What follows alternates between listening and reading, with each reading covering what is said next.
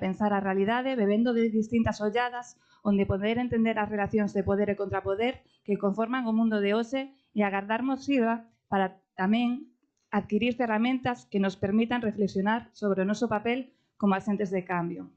Iso sí, antes de comezar as jornadas, queríamos agradecer ás socias que facedes posibles estas jornadas e outras moitas cousas que imos facendo, as persoas que estades aquí hoxe, ao Catro, a Isa e a Raquel, e, por suposto, tamén a ti, Taibo, por prestarte a participar hoxe. Despois da videoconferencia de Miquel Ramos, na que falou do funcionamento e as relacións entre a extrema dereita e o neoliberalismo e a batalla cultural contra os dereitos humanos, e da palestra de Erika González, onde explicou a interconexión entre a crise ecolóxica e a crise estrutural do capitalismo, así como as respostas que reciben estas á sociedade, é o momento de dar paso a Carlos Taibo, que na súa charla Non pasarán, ecofascismo das minorías e autodefensas das maiorías, abordará o proceso de desenvolvemento dun sistema ecofascista dominado por unha minoría político-empresarial e as posibles vías de construción e resposta social. Carlos Taibo é escritor, editor e ata 2018 profesor de Ciencias Políticas e da Administración na Universidade Autónoma de Madrid. Tamén é un referente do decrecentismo, o anarquismo, o movimento antiglobalización, a democracia directa e a autoxestión. Escribe regularmente en medios de diverso tipo e é fundador e membro do Consello Editorial da revista Sin Permiso dende 2006. Ademais, Taibo é un prolífico autor de máis dunha trintena de libros sobre xeopolítica e transicións cusos títulos xiran arredor da Iberia baleirada, o colapso, a guerra de Ucraína ou do ecofascismo. Pois ben, imos ter a palestra de Taibo, que será aproximadamente dunha horiña, e despois abriremos unha rola de preguntas para que participemos todas. Gracias.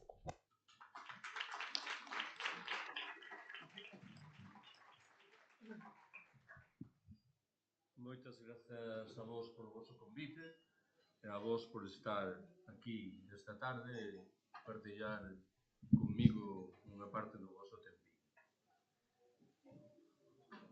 Hai uns meses, en setembro, publiquei un libro intitulado Ecofascismo, do que tendes, por certo, algunhas copias de aí na mesa. Mais, que o chegue máis. Que o xire. Así. Así, moito mellor, non? Dicía que en setembro publiquei un libro intitulado Ecofascismo, do que tendes aí algunhas copias, e vou tentar transmitirvos o que no decurso dos últimos 7 meses fun contando ao respecto por aí adiante. Quero transmitirvos 4 ideas principais. Cal é a primeira? Durante estes 6 últimos anos, desde que publiquei Colapso, un libro que incorporaba no seu subtítulo a palabra ecofascismo e que incluía un capítulo asignado a discutir sobre este último, mal que ben o que contei por aí adiante é o que conto agora de maneira moi rápida como introducción á miña palestra. Xa sei que a palabra ecofascismo é moderadamente sorprendente. Estamos afeitas a concluir que o prefixo eco acompaña sempre realidades saudáveis ou, como pouco, realidades neutras. Debo lembrarvos, porén, que no Partido Obreiro Alemán Nacionalsocialista, o partido de Hitler, operou un activo grupo de presión de carácter ecolóxico que defendía a volta ao mundo rural, que criticaba as consecuencias negativas derivadas da urbanización e da industrialización, que postulaba no seu caso o desenvolvemento de prácticas de corte vegetariano, todo iso naturalmente ao servizo dunha raza escollida que debía impor regras de xogo de obrigada satisfacción aos demais. Moitas veces recomendei nos últimos anos a leitura dun libro dun xornalista alemán chamado Karl Ameri. Na súa versión española, o libro intitúlase Auschwitz, o nome do campo de exterminio nazi na Polonia, comienza el siglo XXI, entre signos de interrogación. A tese principal que desenvolve Ameri nesa obra subliña que estaríamos moi erradas si concluísemos que as políticas que abrazaron os nazis alemáns, 80 anos atrás, remeten a un momento histórico singularísimo, conxuntural e, por iso, afortunadamente irrepetível. A Mary exhórtanos, antes ben, a estudar polo miúdo esas políticas. Por qué? Porque ben poden reaparecer nos anos próximos, non defendidas agora por ultramarxinais grupos neonazis, senón postuladas por algúns dos principais centros de poder político e económico, cada vez máis conscientes da escaseza xeral que se aviciña e cada vez máis firmemente decididos a preservaren eses recursos escasos nunhas poucas mans en virtude dun proxecto de darwinismo social militarizado de ecofascismo. É fácil intuir, en fin, que por trás da proposta correspondente hai, en lugar central, unha discusión demográfica. Está a idea de que no planeta sobra xente, de tal maneira que se trataría de marxinalizar a quen sobran, isto xa o fan, é a versión máis leve do fenómeno, e na versión máis dura, literalmente, de exterminalos. Cal é a segunda observación que quero facervos? Interésame identificar 5 dimensións que están na orixe do posíbel desenvolvemento dun proxecto ecofascista. Cal é a primeira? Debo subliñar que non estou incorporando unha tese conspiratoria. Limítome a salientar que nos últimos 20 anos se fixeron valer como pouco 3 grandes procesos que fixeron máis fácil a aparición dun proxecto ecofascista. O primeiro foron os atentados de Nova York e de Washington en 2001 ao abrigo da parafernalia antiterrorista correspondente. O segundo, a crise de 2008, ao abeiro, neste caso, da entronización do capitalismo financeiro e do que se deu en chamar a bancocracia. E o terceiro e último, a propia pandemia, neste caso, da man da demostración palmaria de que é posíbel alimentar un formidável exercicio de servidume voluntaria de poboacións enteiras. Permitidme que subliñe de novo que non estou carretando unha tese conspiratoria. Non estou a dicer que os atentados de Nova York e de Washington se argallaron para xustificar 20 anos despois un proxecto ecofascista. Segundo elemento importante, en realidade xa o mencionei de pasada.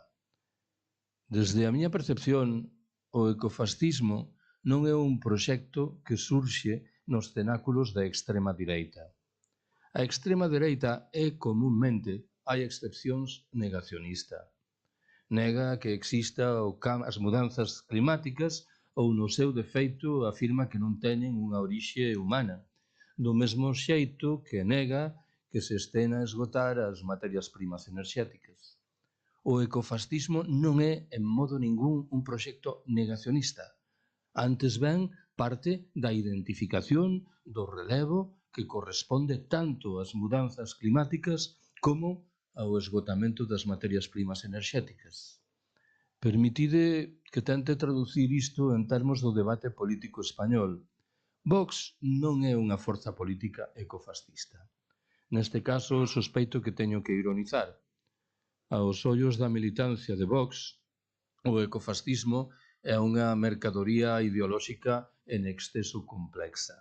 Probablemente, aos ollos desa militancia, os ecofascistas non son senón progres que están enfeitizados pola mitoloxía característica do camelo climático.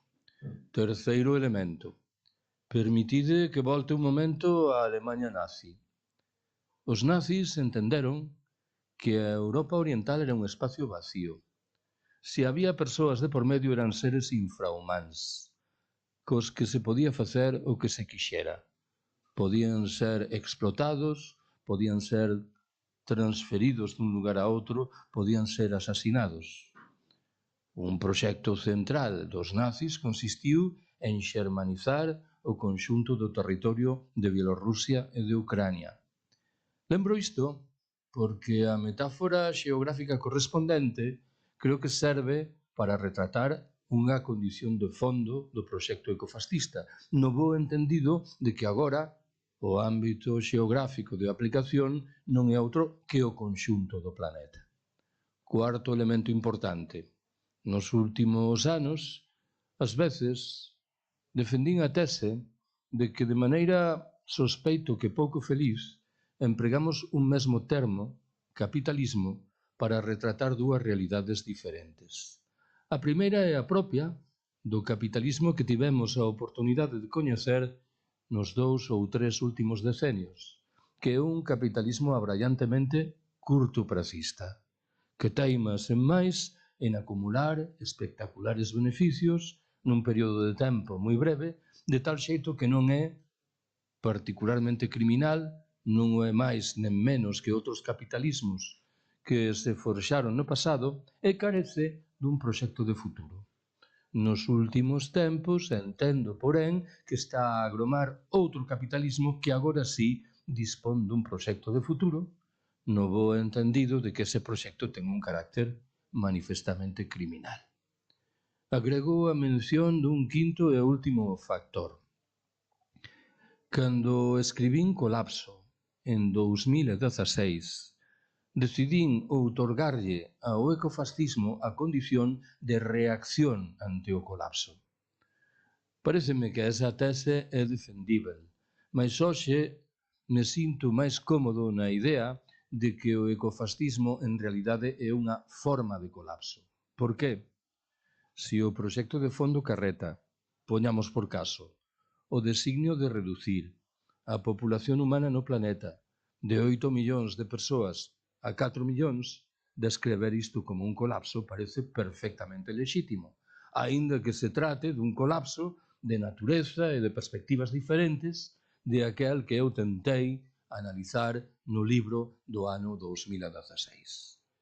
Vou pola terceira das miñas tarefas, que neste caso aconsella identificar 10 debates diferentes que dunha banda contribúen a fortalar o conceito de ecofascismo e doutra a chamar a atención sobre problemas de análise máis ou menos importantes.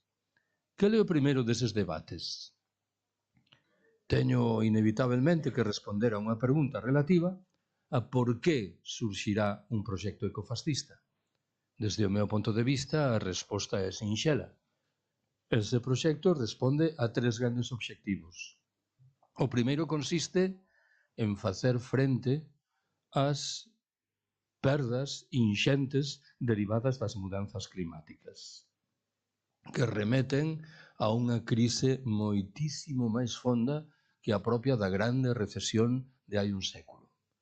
O segundo obxectivo consistirá en garantir que as contas de resultados dun feixe de grandes empresas se manteñen cun arranxo aos propósitos dos seus propietarios.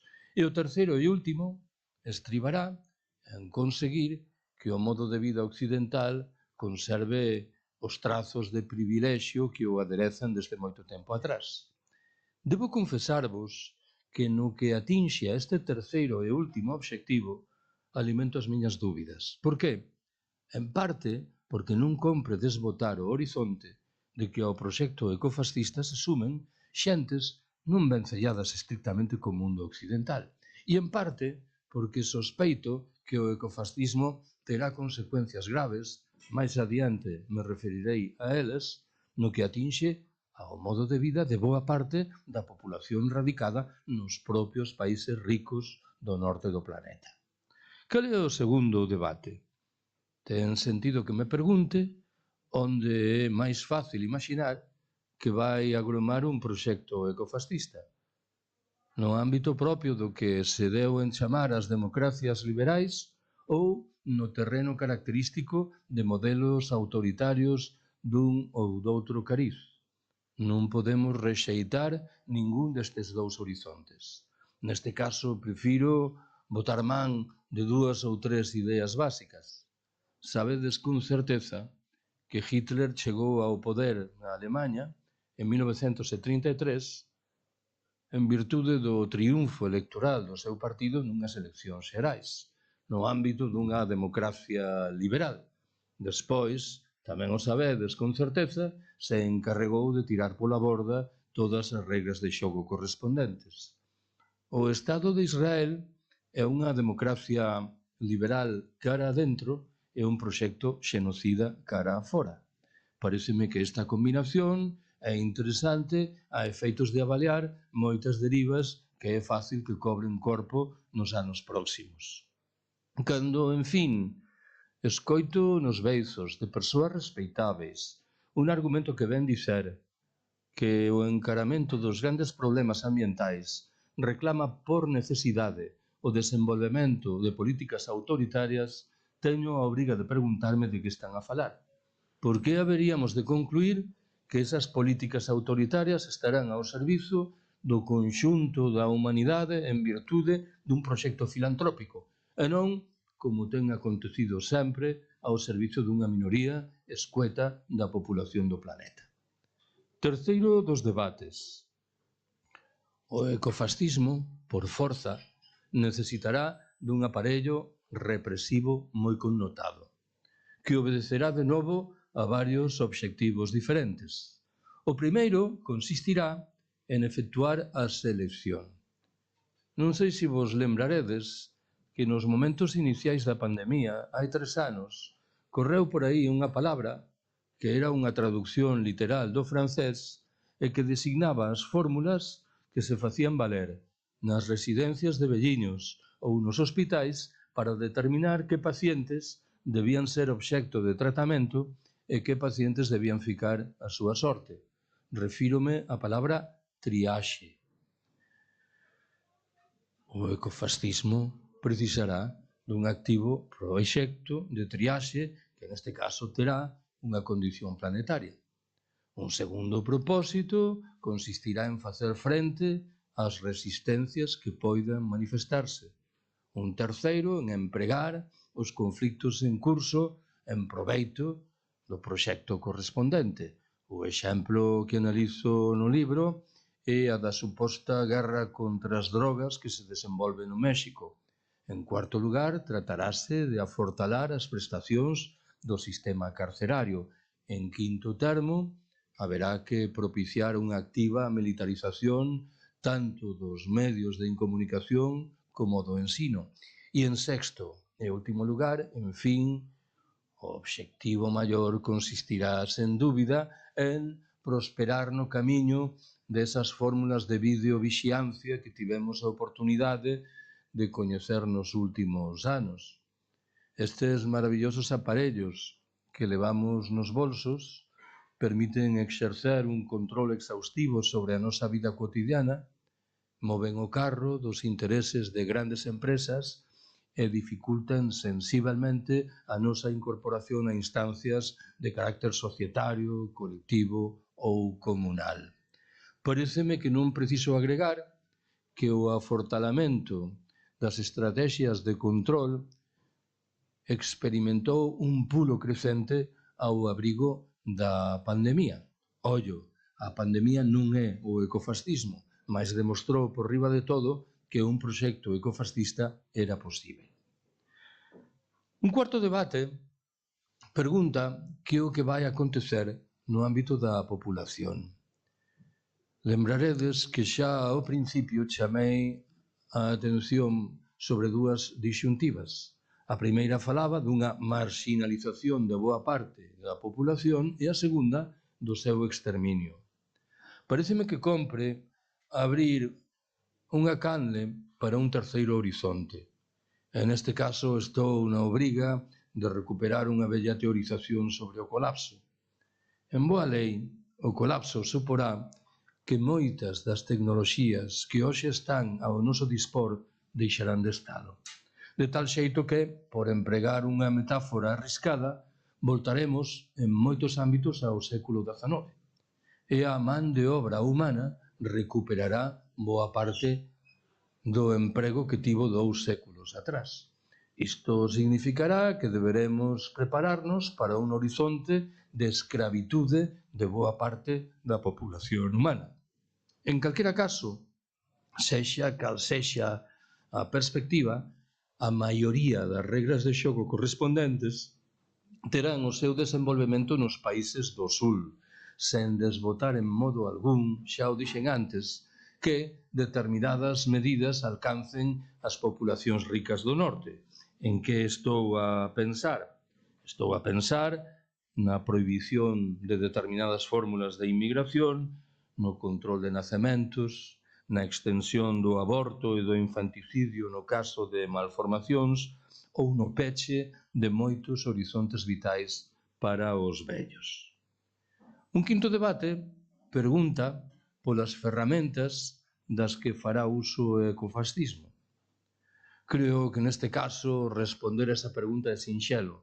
Serán en sustancia as mesmas que desenvolveu no pasado o imperialismo e o colonialismo máis tradicional. Estou a pensar na supeditación das economías locais aos intereses do colonizador, na explotación da man de obra autóctona, no expolio das materias primas, na aniquilación daqueles proxectos que exhiben nun grau ou outro a autonomía. O caso que estudo no libro non é outro que o da Palestina dos 75 últimos anos, materializado nun feixe de sustantivos que con certeza teredes en mente. Expulsións, acoso, explotación, ocupación, muros, militarización, afogamento económico, arrogancia, criminalización do agredido, violación de todas as normas legais, expansión dos cárceres, tortura, asesinatos, robo de recursos, racismo e, en fin, apoio non ocultado á colonización occidental. Vou polo sexto debate, que se pregunta, neste caso, polo papel dos medios no miolo da estrategia ecofascista. Cando falo de medios, estou a pensar nos medios de comunicación habituais, mas tamén nas redes sociais e por que non incluir aquí na escola adoutrinadora. A tarefa fundamental consistirá en presentar o ecofascismo como un proxecto tranquilo, útil, sereno e filantrópico, encamiñado a facer frente a ameazas como as que xeran o terrorismo, as migracións, o comercio ilegal, as drogas, as violacións ou o roubo. Neste ámbito, o seu é que proliferen as fórmulas de fake news e as teses conspiratorias.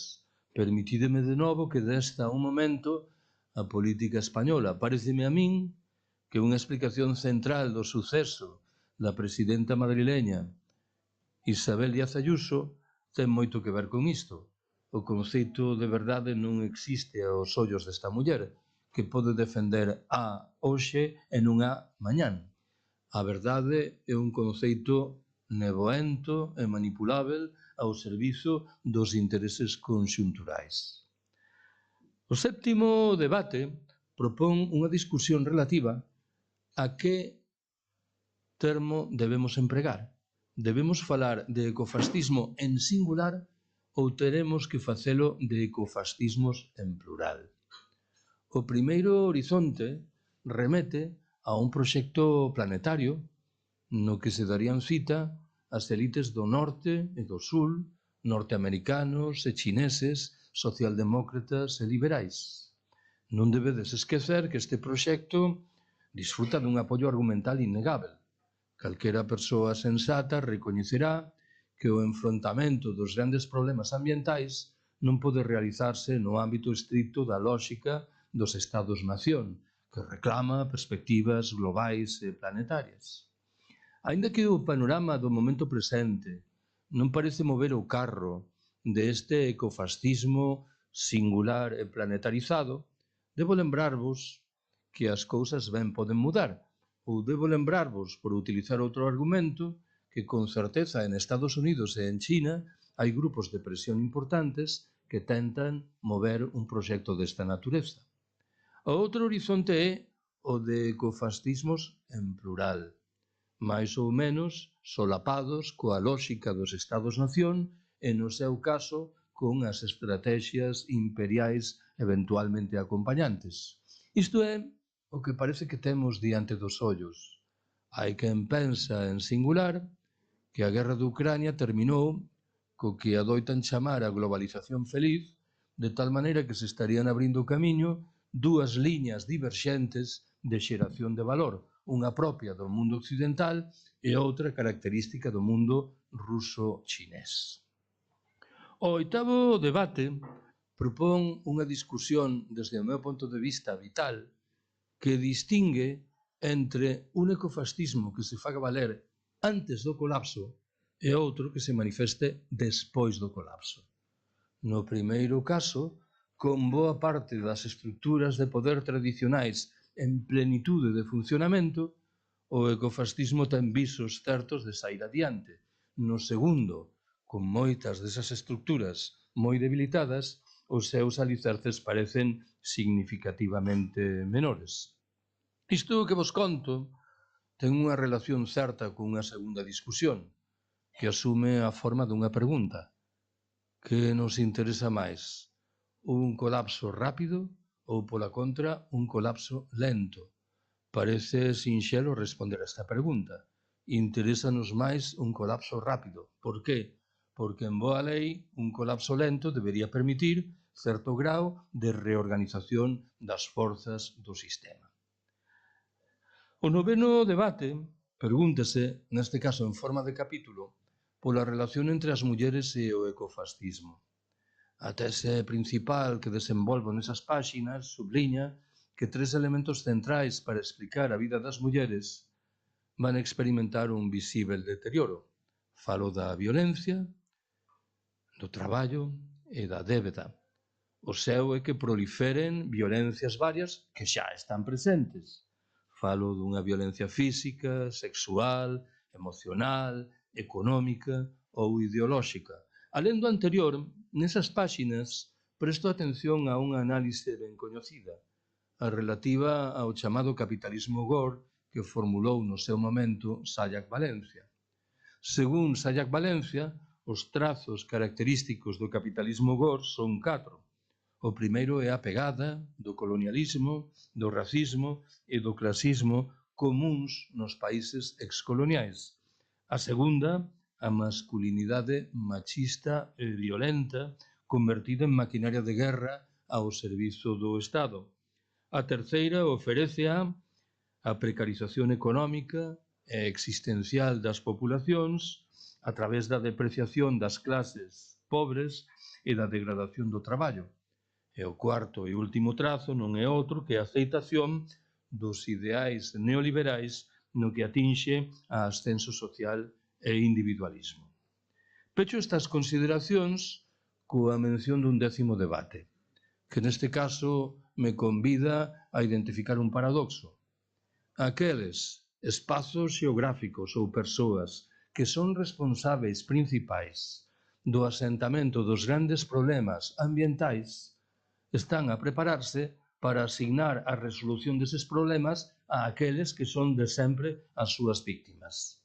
Permitídeme que recompile un feixe de datos ao respeito.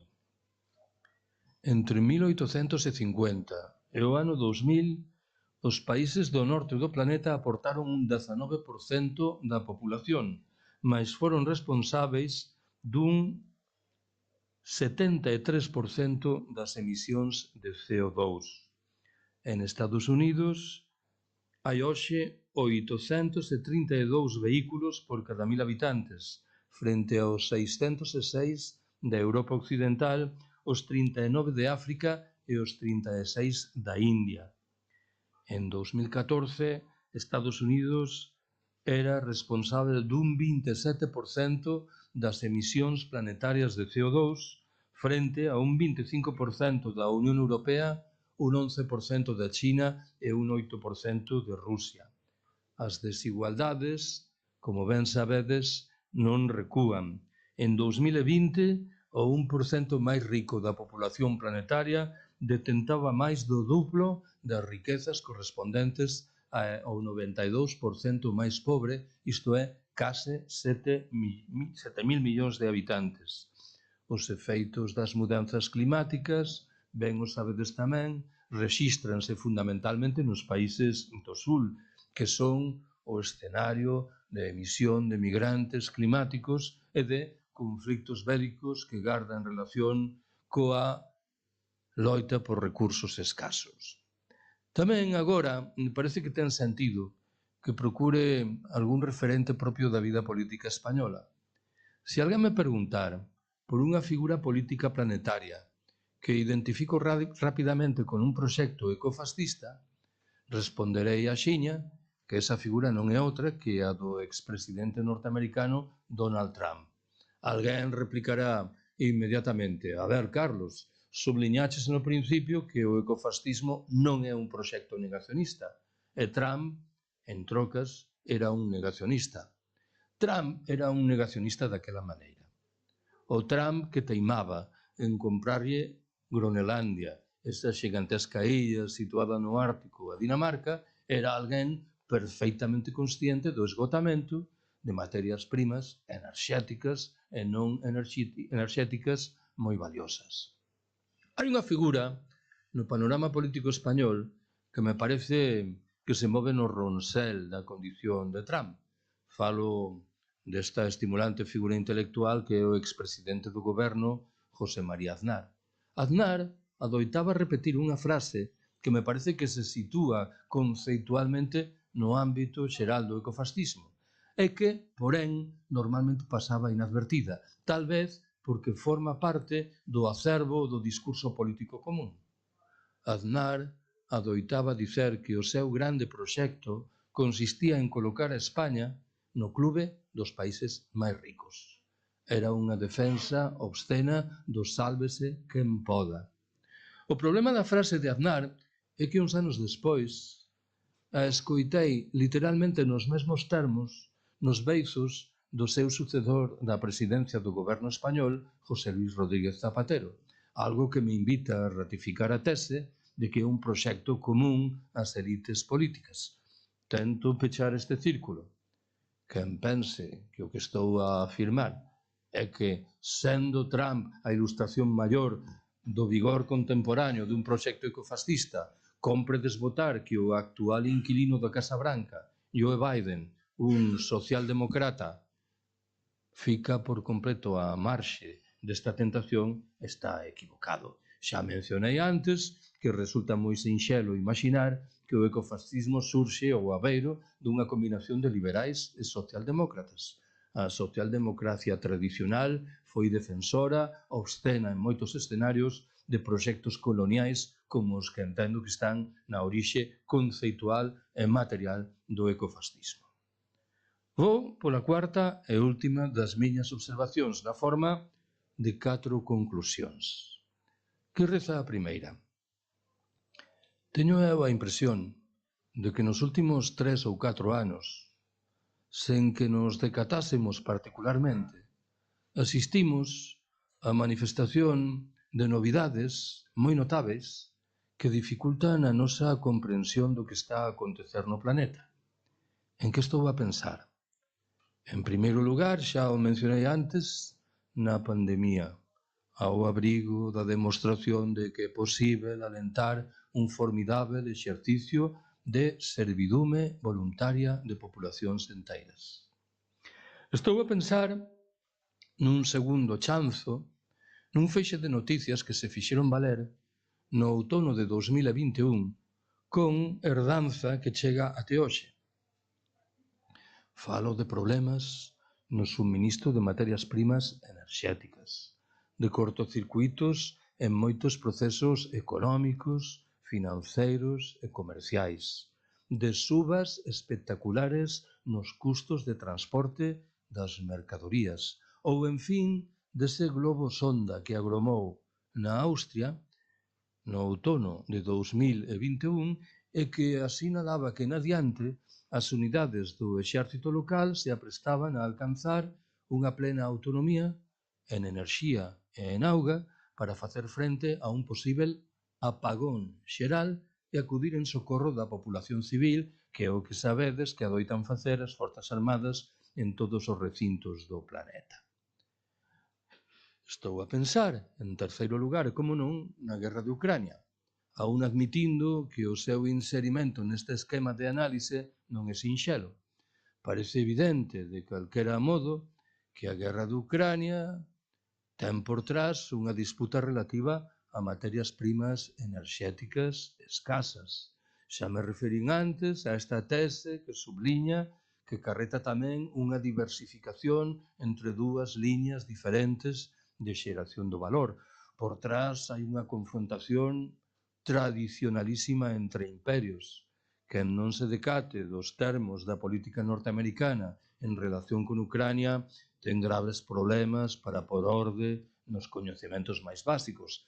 Mais quen pensa en paralelo que hai algún proxecto de xustiza e de solidaridade ao abrigo da Rusia de Putin ou da China de Xi Jinping, pareceme que ten tamén graves problemas. En fin, a herdanza maior da guerra de Ucrania ben pode ser un activo proceso de militarización planetaria.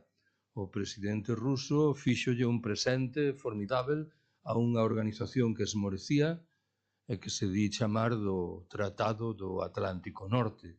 O afortalamento da OTAN carreta militarización, crecemento espectacular dos gastos militares, negocios prósperos para a industria de armamentos, autoritarismo, represión das disidencias, inxerencias e, en fin, intervencións militares que non van precisar a etiqueta edulcoradora de humanitarias. Se hai 3 anos, antes da pandemia, alguén me tivese preguntado se eu creía firmemente que estábamos diante dun risco de colapso xeral do sistema, eu tería respondido que sí.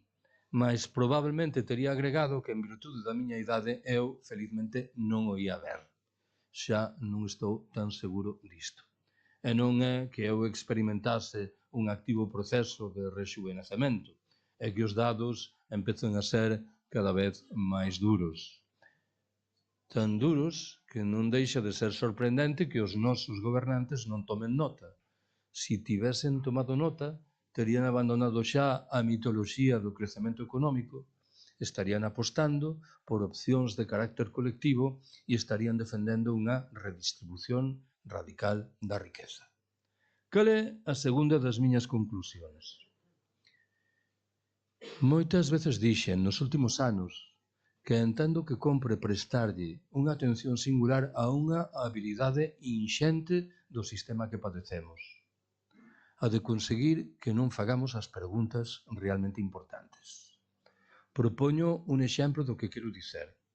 O discurso dominante afirma que temos que procurar novas fontes de enerxía que nos permitan manter isto que alcanzamos e, no seu caso, acrecentalo.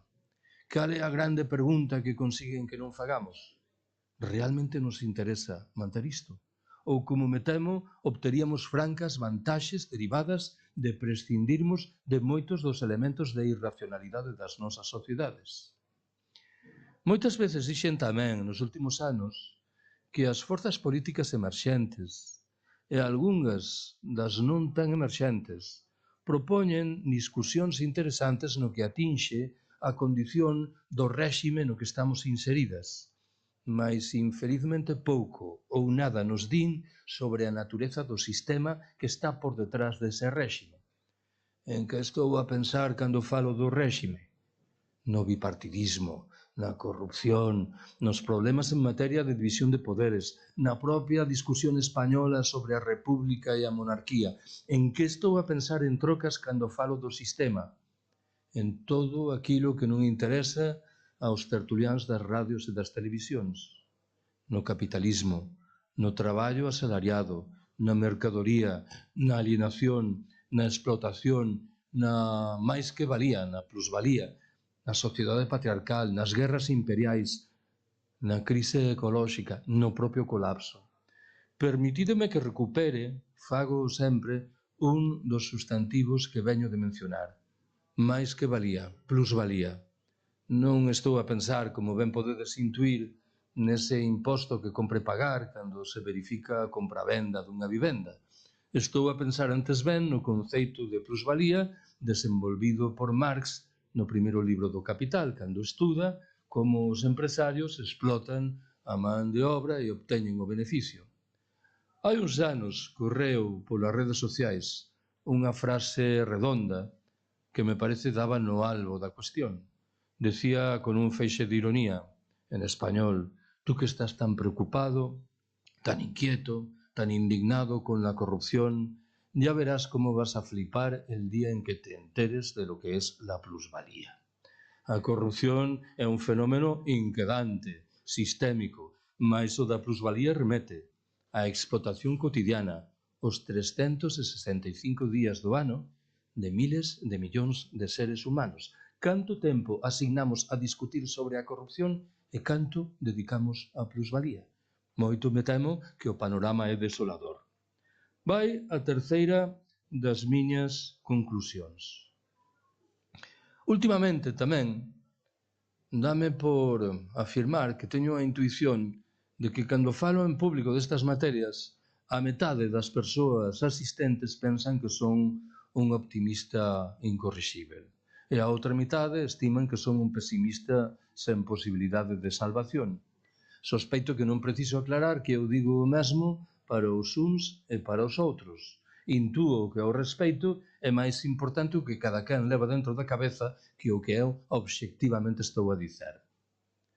Idesme permitir que desenvolva nos próximos minutos un discurso que bebe do que vou cualificar como un optimismo mesurado, que ten a súa orixe en dúas circunstancias diferentes. A primeira remete a algo que pode acontecer nos países ricos do norte opulento. A segunda identifica unha realidade xa consistente en moitos espazos dos países do sul. Cal é o primeiro deses factores? Paréceme que temos a obriga de preguntarnos que o que acontecerá nunha sociedade como a nosa cando os sinais anunciadores do colapso sexan aínda máis fortes que os que temos diante dos ollos. Por que haberíamos de rexeitar o horizonte de que unha parte significada das nosas sociedades reaxa en virtude de proxectos colectivos que colocan o apoio mutuo solidario no miolo da súa aposta e o fagan non de resultas de ningún código ideolóxico libertario, senón por efeito da certificación de que nun escenario tráxico como é o do colapso, as respostas colectivas e solidarias son as máis eficientes en termos estrictamente biolóxicos. Sempre que falo disto, adoito lembrar algo ao que creo non prestamos suficiente atención. Refírome a eses grupos de apoio mutuo que se manifestaran nos momentos iniciais dos confinamentos hai 3 anos. Interésanme por 3 razóns diferentes. A primeira é a menos importante, ten un carácter case filolóxico, lingüístico. Refírome ao feito de que moitos deses grupos decidiron autodescreverse como grupos de apoio mutuo. É o termo que dá título a un libro maravilloso de Kropotkin, no que este último demostra empíricamente que hai moi numerosos e moi consistentes exemplos de especies animais que progreden a través da cooperación e da solidaridade, e non de resultas da competición máis feroz. A segunda razón é máis importante. Até onde chega o meu coñecemento, que admitirei que é limitado, na maioría dos casos, eses grupos foran perfilados por xente común e non por activistas hiperconscientes de movementos sociais críticos. Era a xente de a pé honestamente preocupada polos problemas que acusaban aos seus veciños e veciñas. O terceiro motivo de atracción obrígame a identificar unha obviedade. Neses grupos había unha franca maioría de mulleres. Cando o que está de por medio é a manutención da vida, as mulleres están, ou adoitan estar, un paso por diante. Isto que veño de contarvos paréceme que merece unha ratificación ao abrigo dunha recomendación encarecida de leitura. Falo dun libro dunha ensaísta norteamericana chamada Rebecca Solnit. Na súa versión española o libro intitúlase El paraíso en el infierno.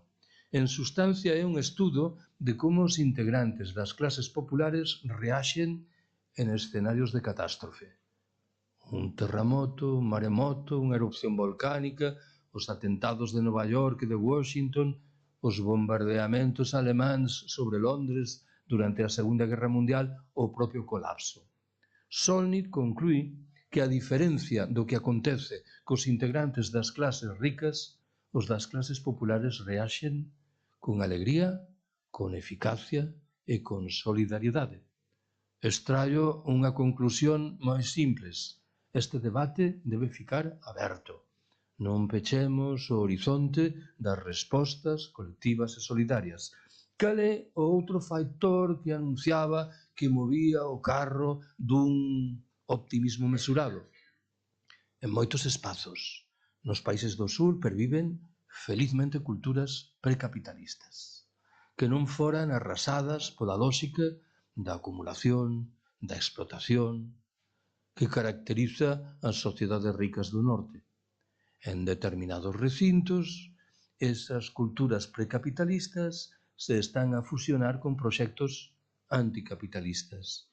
Entendo eu que isto aconteceu, por rescatar dous exemplos ben connotados, en Chiapas, no México, ao abrigo do zapatismo, desde hai un cuartel de século, e, nunha etapa máis recente, enrollaba esa faixa de territorio maioritariamente poblada por kurdos, situada no norte da Siria, ao abrigo neste caso do que deran en chamar o confederalismo democrático. Neses dous escenarios se forxaran economías autoxestionario-cooperativas que recean da institución Estado, que rexeitan por igual o que significan o capitalismo liberal e o socialismo de cuartel, que colocaran no miolo do proxecto de emancipación as mulleres, que mostran unha teima singular en preservaren sabidurías ancestrais e que exhiben unha actitude de respeito explícito da natureza e das súas reglas. Paréceme a min que faríamos ben en vernos no espello destas xentes. Cal é a cuarta e última das miñas conclusións? Estou na obriga de enfrentar unha cuestión decisiva. Vamos esquivar o colapso? Desde a miña intuición a resposta é non. O que está ao noso alcance é mitigar algunha das consecuencias máis delicadas do fenómeno e adiar un pouco no tempo a súa manifestación. Debo confesarvos, porén, que este segundo horizonte, o de adiar esa manifestación no tempo, non termina de convencerme. Ao respecto, teño na cabeza o título moderadamente humorístico dun libro dun norteamericano chamado John Michael Greer. Nunha eventual traducción para galego, esa obra rezaría: colapse agora e evite aglomeracións.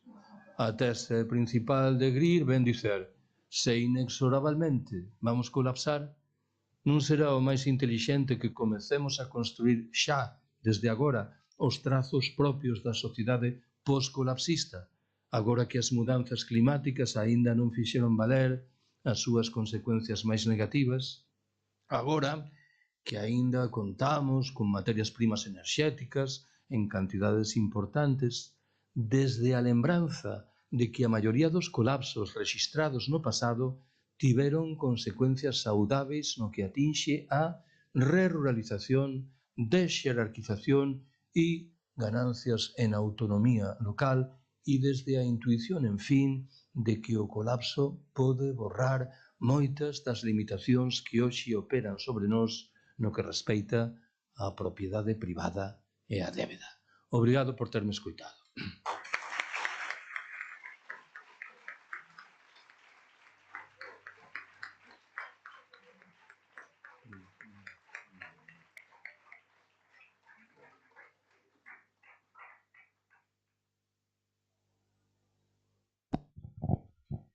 Moitísimas grazas, Carlos, por achegarnos á realidade do ecofascismo. Pasamos agora á rolda de preguntas.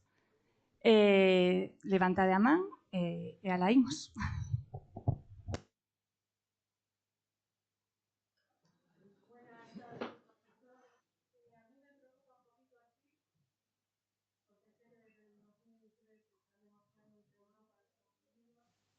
Quería preguntarle si desde la guerra de Euromaidan, no, pero desde que estalló la guerra de Ucrania, está metiéndose con fuerza en los parámetros del poco pues basura americana, comida, y me preocupa porque soy una enferma crónica, he sido muy fiel a los medicamentos en la forma que se distribuyen en América, me preocupa mucho las crisis de opiáceos, por ejemplo, cetomórficos, y veo que están entrando con mucha fuerza. Entonces me gustaría saber un poquito su opinión respecto a ti. Si ya nos lo han metido o nos van a meter con fuerza.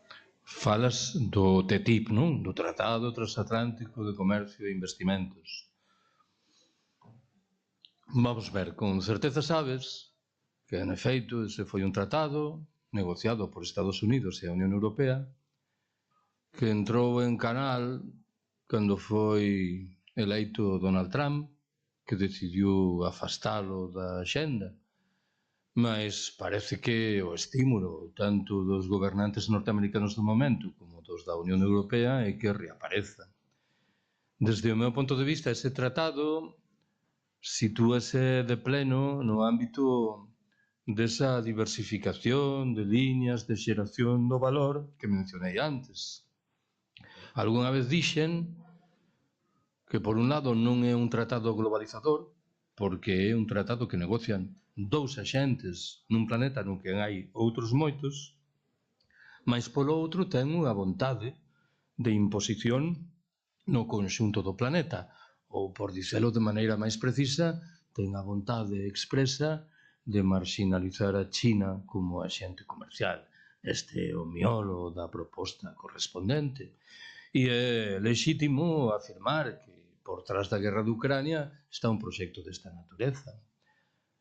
Non só iso, probablemente vos lembraredes de que cando a OTAN celebrou en Madrid en finais do mes de xuño unha cimeira, o comunicado final, de maneira chamativa, apenas facía referencia á guerra de Ucrania. Falaba de China. Eu xa antes dixen que non quero ser inxenuo. China é tamén un imperio, e a idea de que non vai defender obscenamente os seus intereses pareceme supersticiosa, mas a título provisorio estou na obriga de chamar a atención sobre un único dato. Se as miñas informacións son correctas, a China conta con unha única base militar fora do seu territorio, en Djibouti, na entrada do Mar Vermello, para facer frente, suposta ou realmente, á pirataría na rexión. Cantas bases militares ten Estados Unidos no conxunto do planeta? Varias centenas. Isto pareceme que é un retrato do escenario no que estamos e de en que medida un proxecto imperial afortalado está entrando nas nosas cabezas. En 1986, ao abeiro do referendo na OTAN que se celebrou no Estado español, había claramente unha maioría de cidadáns españois que rexeitaba o que significaba a OTAN. Os inquéritos máis recentes, se son limpos, e non teño ningún dado para concluir que non o son, identifica só un 20% da población española que rexeita o que significa a OTAN.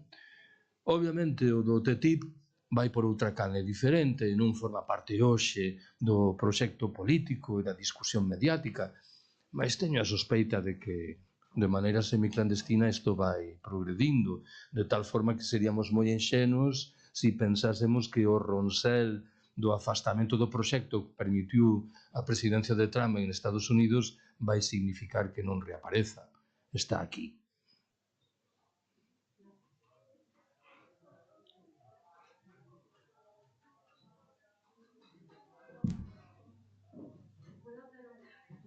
Sí. Sobre el lobby venezolano en Madrid, ¿me podría decir cuánto más o menos tardará en dar un golpe de Estado?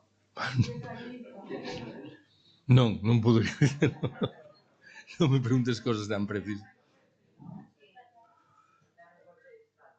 Non sei, non sigo a actualidade venezolana de tal maneira que calquera cousa que poda dicer sería por forza superficial. Non me preguntes polo Vaticano tampouco, porque...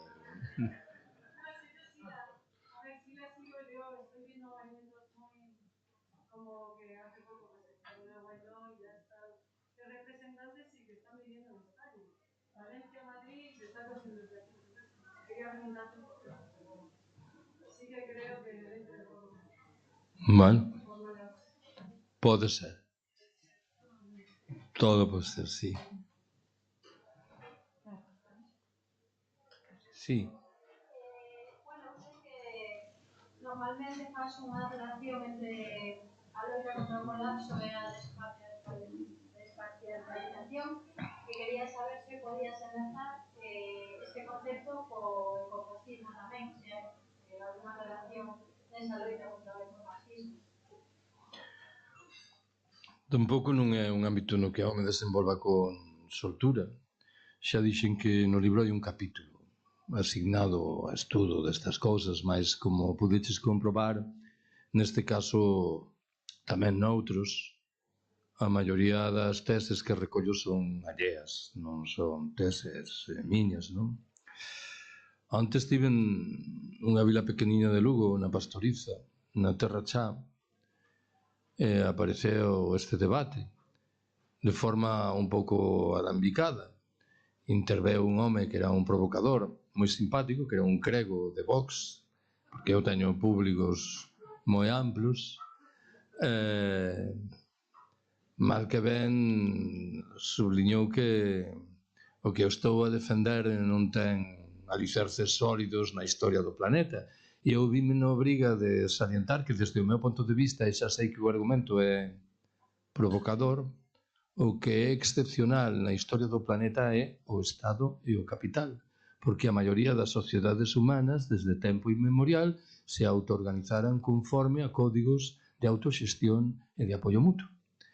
Eu gostaría poder agregar a esta listaxe o Estado e o capital á sociedade patriarcal, mas infelizmente a sociedade patriarcal vai por outro camiño distinto que nos obriga a afondar moito máis no tempo e na historia.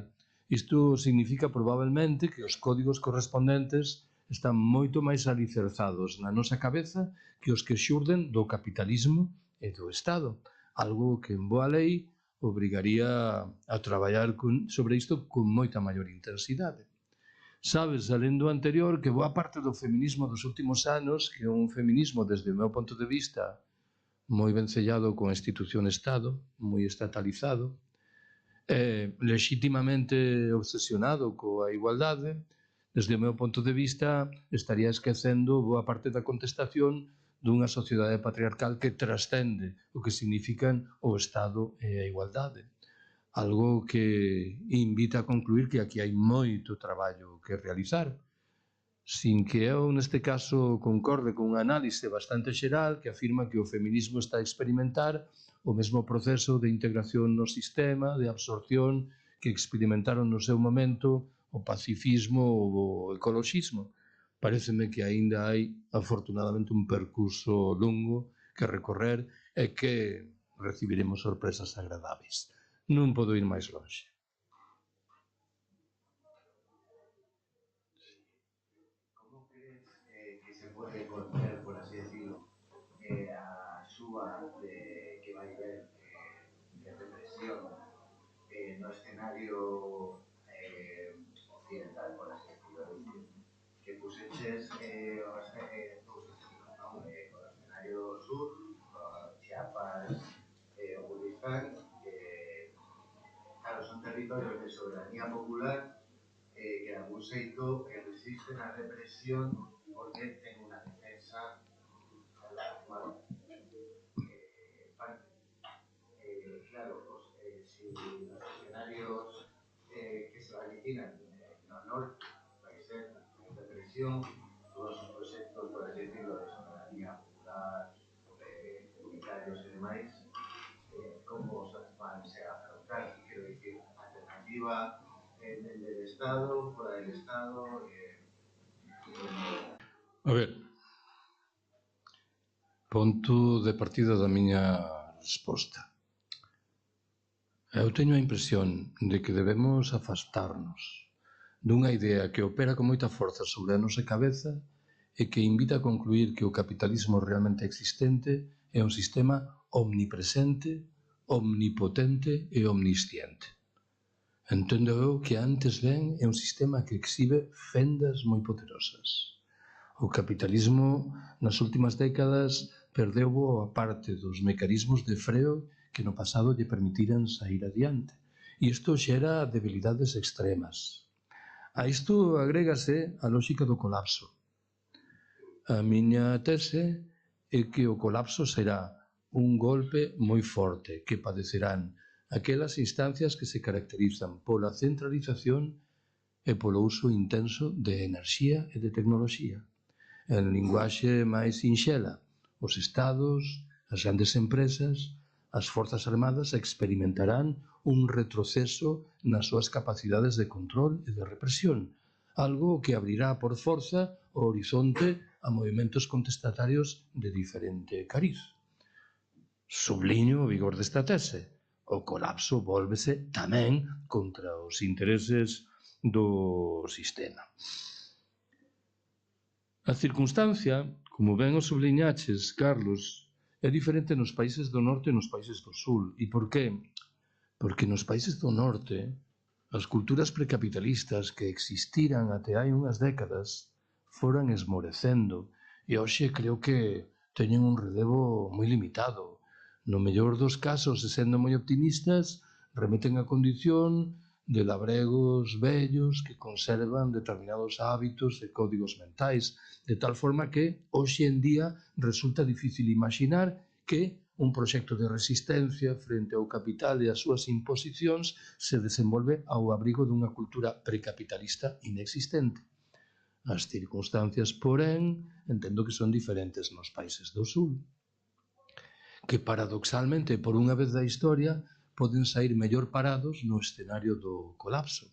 Non estou a facer outra cousa que unha traducción dunha idea que empreguei moitas veces nos últimos anos cando fun presentando na Pele de Touro o meu libro Iberia vaciada. Dicía, as bisbarras que tradicionalmente describimos como deprimidas e atrasadas son, paradoxalmente, as que mellor o van levar no escenario do colapso. Por qué? Porque son as que menos dependen de enerxías e tecnoloxías que por definición teñen que chegar de lonxe. No fundo o que estou a salientar é a tese de que as nosas posibilidades de resistir gardan maior relación co que vai acontecer biolóxicamente despois do colapso que coa nosa capacidade de argallar proxectos alternativos hoxe en día. Aínda que antes lembrarás que defendín a tese de que temos que empezar a tomar cartas no asunto de construir xa a sociedade poscolapsista. E teremos tamén que artellar en paralelo mecanismos de autodefensa porque, por razóns obvias, o sistema non vai tolerar a aparición dunha sociedade paralela que presenta valores alternativos completamente diferentes, non? Mas se cadra, por concluir, o panorama non é tan negro como o que se derivaría dunha certificación do que acontece hoxe. Digo de outra maneira, nos últimos meses dame por aconsellar que de cando en vez poñamos os óculos, as gafas do colapso, e tentemos pensar en que vai a acontecer con diferentes termos da nosa vida cotidiana ou das grandes tesituras planetarias ao abrigo do colapso. Sospeito que descubriremos sorpresas. Moitas serán negativas, mas algunhas serán agradáveis. Sempre menciono un exemplo disto. Desde que eu era un cativo escoitei que a grande traxedia da vida económica galega, e nomeadamente da vida económica rural, era, naturalmente, o minifundio. Vaya por onde no escenario do colapso o minifundio devén unha benzón de Deus. Por qué? Porque é a antítese, literalmente, do monocultivo.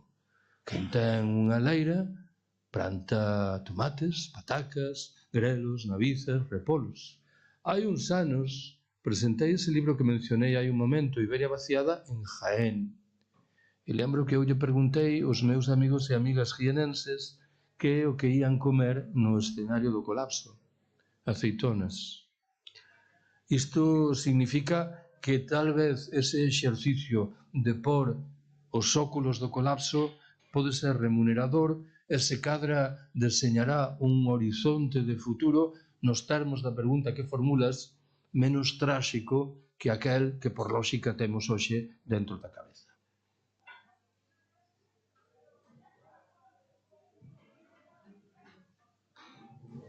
Tengo una pregunta. que comentou que foi nas capas do colapso, llevo xa como un par de meses pensando que cousas no día a día podrían distinguir de cales non. Por exemplo, desde commodities como electrodomésticos, como hábitos, como costumes. Eu creo que é un exercicio interesante a mellor de pensar que vino de que cousas da tua vida podrías renunciar e cales cambiar, cales serán boas, cales serán negativas.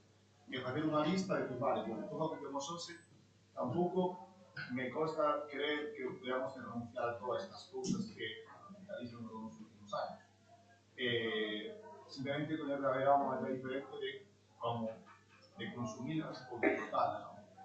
E quería preguntar un pouco pola relación que pode haber a tecnoloxía e este mundo do colapso, ¿no? Porque sí que hai cousas que están aí que poderán seguir utilizando, poder utilizando recursos que están en outros países e non podemos nos crear ou manter, pero non sei, creo que pode ser un pouco máis a relación entre a tecnoloxía, bens de consumo que temos hoxe en día e disfrutamos, e cal se terán algún papel no futuro, se podrá seguir utilizando, fabricando, se vai haber unha pouco unha loita por que temos marcos, ou que se gastamos cada 2 anos un teléfono novo, dentro de 10 ou 20, quando yo tengo que durar 50 para poder telo no futuro, non? Se un pouco así xeral, que a súa visión sobre a tecnoloxía, ese mundo desconocentista ou un pouco colapso. Vaya por diante que eu non son experto en tecnoloxía, mas sempre que me propoñen unha reflexión sobre isto, adoito mencionar 3 ideas. A primeira, John Searle é o principal teorizador do que se chama o anarcoprimitivismo. Sempre digo o mesmo, é un pensador desmesurado, mas por momentos teño a impresión de que só os pensadores desmesurados son realmente interesantes. Searle afirma categóricamente que todas as tecnoloxías criadas polo capitalismo levan por trás a heranza da división do traballo, da xerarquía e da explotación. É un argumento serio que compre sopesar seriamente e que remete á idea, á conclusión de que é unha superstición a tese de que as tecnoloxías son neutras, que o que realmente importa é quen toma as decisións sobre elas. Con certeza importará iso, mas sospeito que a maioría das tecnoloxías levan unha pegada que dificulta o seu emprego desde unha perspectiva social e igualitaria. Segunda das ideas. A pregunta máis delicada que me fixeran nunha palestra na miña vida foi aquí en Vigo. Hai, que sei eu, 7 ou 8 anos. Tomou a palabra unha persoa de certa idade que explicou que estaba aí vivo grazas a unha ultimísima tecnoloxía médica que permitira o desenvolvemento dunha operación cirúrxica moi delicada. Perguntábame se eu estaba en contra desa tecnoloxía. Imaginade o sentido da pregunta, que eu teria respondido: a verte muerto, a mí que me importa. Obviamente non dixen eso. Respondín que eu non tiña en principio nada contra esa tecnoloxía sempre e cando dese satisfacción de 2 requisitos. Hoxe, en realidade, mencionaría 3. O primeiro requisito atinxe a condición social da tecnoloxía correspondente. Non vai a ser que beneficie ao 5% da populación planetaria. Nese caso, sospeito que tenemos un problema grave. A segunda reférese á natureza ecolóxico-enerxética da tecnoloxía correspondente. Non vai a ser que o seu disfrute contemporáneo trabe o acceso a esa tecnoloxía dos integrantes das xeracións vindeiras, de tal forma que tenemos tamén un problema. E hoxe agregaría unha terceira exixencia relativa á natureza política desa tecnoloxía. Non vai a ser que o seu desenvolvemento reclame estructuras xerarquizadas, verticais e autoritarias, como acontece, por exemplo, coa enerxía nuclear. Mais, satisfeitos estes 3 requisitos, eu, en principio, non teño nada que opor a esas tecnoloxías. Terceira e última idea. Tamén aquí, como ben suxeriches, temos que pôr os óculos do colapso. Porque moito me temo que o discurso dominante dá por descontado que vamos disfrutar sempre desas tecnoloxías. Unha das consecuencias principais do colapso vai ser que se vai reducir dramáticamente a oferta de enerxía. E vamos ter daquela que pensar como vamos a alimentar enerxéticamente todas esas tecnoloxías. Dou por descontado ao abrigo dun argumento que en realidade xa antes empreguei cando suxerín que vamos voltar ao século XIX, que moitas desas tecnoloxías van deixar de funcionar. E isto me parece que é crucial para empezar a comprender o ámbito do futuro. A túa pregunta sérveme, en fin, para agregar outra recomendación, outro consello. Aí por onde vou, suxiro que as persoas que me escoitan poñan mans a tarefa de estudar cales van ser as consecuencias do colapso no escenario no que viven. Non sei se é a cidade de Vigo, comarca, provincia de Pontevedra, bueno, o que for. Propoño de novo un exemplo do que isto significa. Hai un ano e medio, fun a presentar o libro que mencionei antes, Siberia vaciada, a Palencia, con P. No decurso do debate, en determinado momento subliñei que eu entendía, desde un coñecemento moi superficial, que Palencia reunía espontaneamente varios dos trazos característicos dun colapso razoablemente levadeiro para un medio urbano. Estaba nunha encrucillada de camiños, contaba arredor con superficies agrícolas importantes, disfrutaba da presenza de auga en abundancia e tiña un carácter máis ben vetusto e tradicional. No debate posterior interveu, porén, un rapaz novo que explicou que Palencia era a capital de provincia española máis dependente da industria do automóvel. E isto, claro, mudaba drásticamente o escenario. As teóricas vantaxes que eu mencionaba ficaban nun segundo plano en proveito dun afundimento de moitas relacións. Lembro que hai uns meses aquí en Vigo mencionei este argumento e alguén dixo que eu era moi astuto porque non mencionaba o nome de Vigo e volcaba análisis sobre o que acontecía en Palencia. Mas como sodes suficientemente intelixentes, ben podedes facer o exercicio de adaptación do que veño de dicer. Pero eu de Vigo non falei.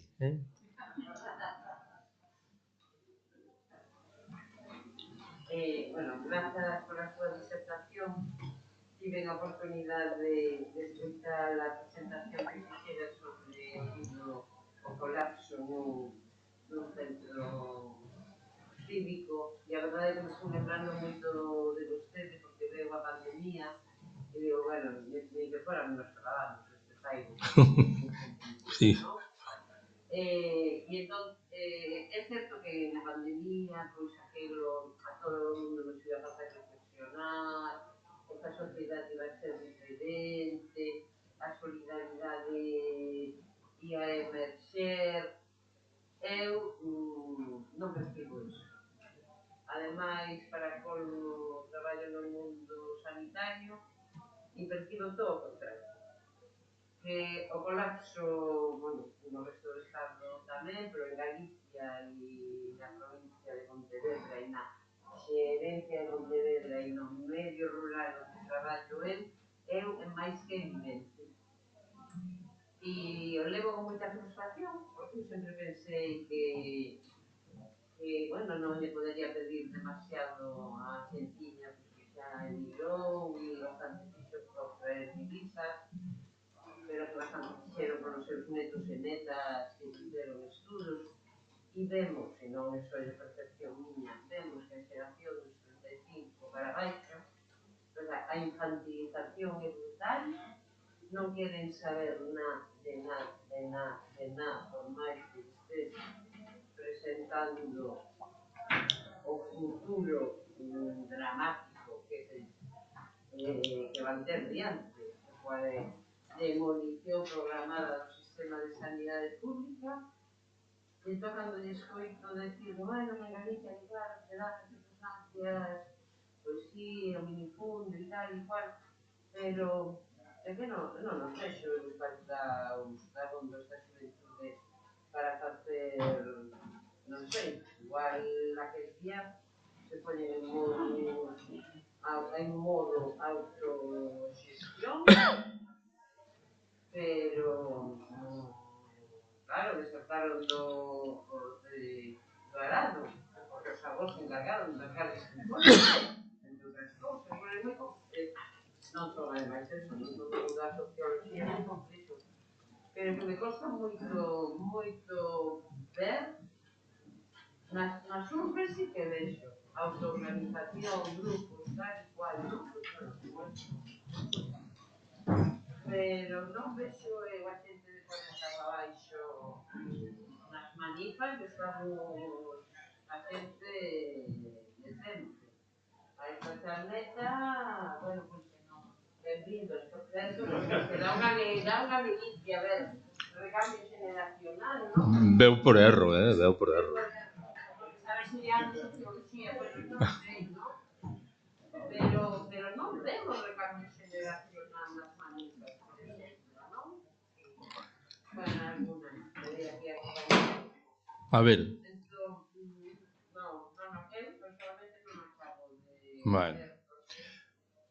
O meu único propósito é subliñar que se cadra a realidade é máis complexa e non todos os elementos son negativos. Por que? Recupero o que anotei en cuanto escoitaba.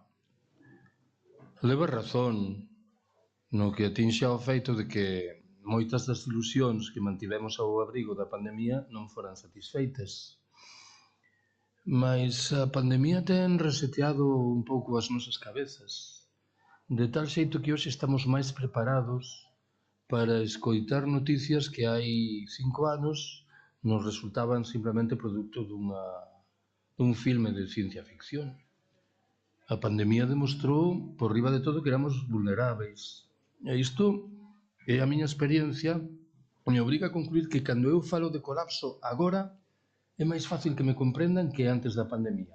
Comprendo que é unha ganancia mínima, mas non é desprezable. Segundo, non debemos esquecer que cando eu mencionei antes eses grupos de apoio mutuo que agromaron nos momentos iniciais dos confinamentos, a súa tarefa foi obxecto dunha agresión frontal polos nosos gobernantes. Non lles interesaba que existisen fórmulas de enfrontamento dos problemas que non pasasen pola maquinaria represiva policial do Estado. E isto obriga a lembrar esta dimensión. Terceiro, falaches da xeración dos 35. Eu conteille, non sei se antes aquí ou onte en Lugo, que hai un mes e medio fun convidado a unha xornada en Girona, na Cataluña, que mal que ben organizaban xentes que eu describiría como novas de movementos como Extinction Rebellion. Cando eu falei coas persoas que me invitaban, a idade media non era de 35, era de 30. E eles dixeron, ratificando o sentido de fondo do que afirmaches ti, que xa non había xente máis nova, que nos seus movimentos faltaban os estudantes universitarios. Os estudantes universitarios compre concluir que teñen idades comprendidas entre os 18 e os 25, e que, por suposto, que non había adolescentes. E cando eu preguntei como explicades isto, a resposta xeral máis ou menos viña a dicer: estes rapaces novos teñen un coñecemento prolixo no que atinxe a crise ecolóxica, mais recean por completo do que significan as institucións, os partidos, os sindicatos, os movementos sociais, as ONGs, de tal xeito que no mellor dos casos procuran respostas individuais que pasan polas redes sociais.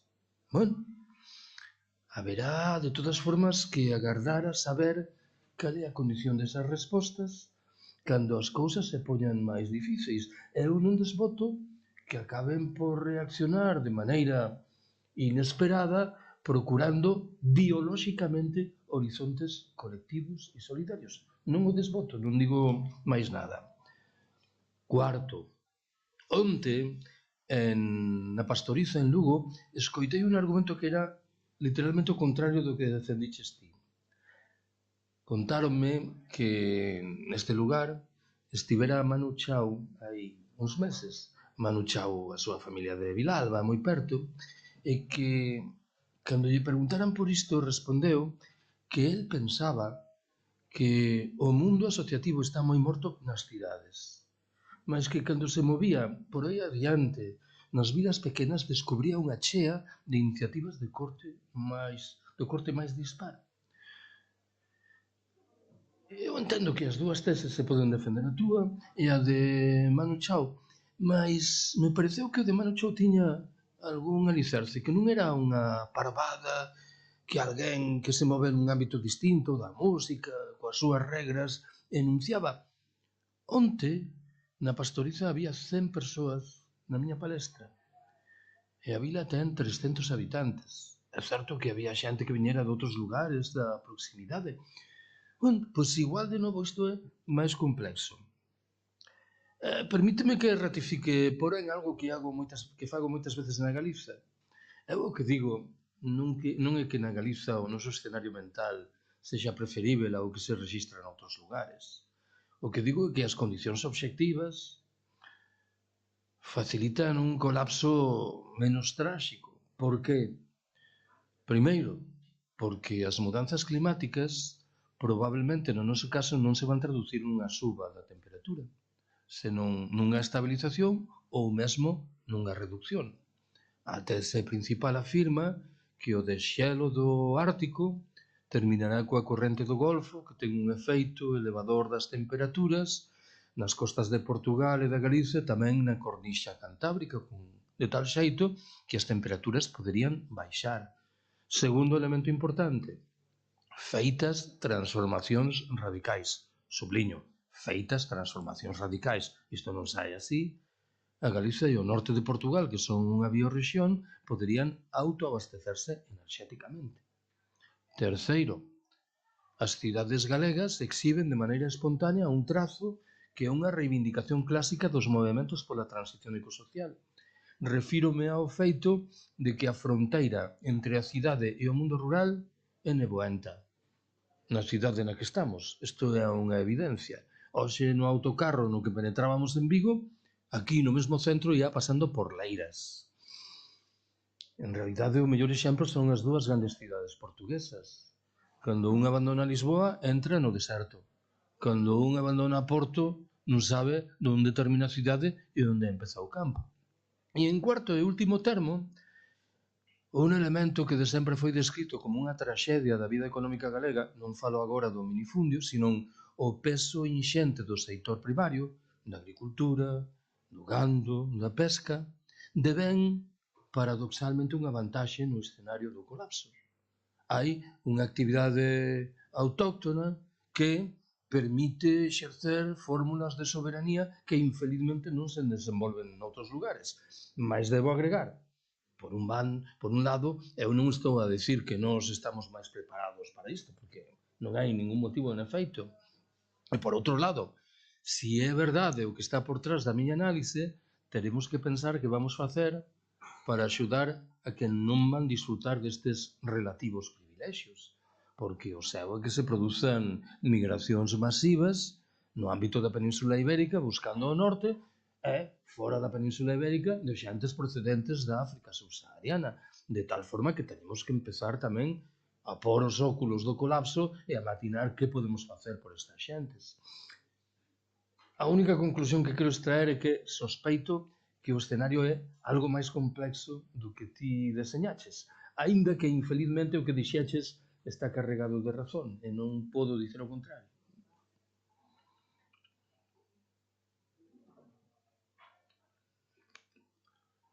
A la una,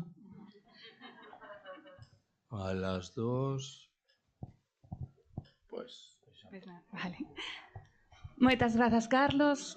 Antes de marchar, lembrarvos que mañá estarán connosco as compañeiras de Proxecto UNA ás 8:30 neste mesmo espazo para desenvolver unha palestra titulada Outra Internet é posible, utopías e distopías na rede, onde abordarán como é que se construen as dinámicas e relacións de poder e contrapoder en Internet.